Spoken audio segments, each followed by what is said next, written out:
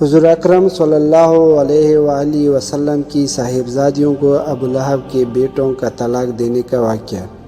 نبوت سے پہلے نبی کریم صلی اللہ علیہ وآلہ وسلم کی دو صاحبزادیاں ابو لہب کے دو بیٹوں عتبہ اور عتیبہ سے شادی ہوئی تھی۔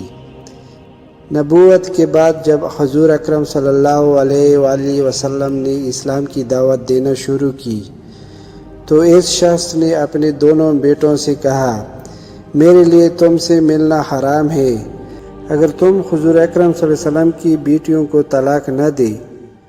چنانچہ دونوں نے طلاق دی، اور عتیبہ تو جہالت میں اس قدر آگے بڑھ گیا تھا کہ ایک روز حضور اکرم صلی اللہ علیہ وآلہ وسلم کے سامنے آ کر اس سے کہا کہ میں آپ کی بیٹی سے انکار کرتا ہوں، اور یہ کہہ کر اس نے حضور اکرم صلی اللہ علیہ وسلم کی طرف تھوکا جو آپ صلی اللہ علیہ وسلم پر نہیں پڑا۔ حضور اکرم صلی اللہ علیہ وآلہ وسلم نے فرمایا، یا اللہ، اس پر اپنے کتوں میں سے ایک کتے کو مسلط کر دے۔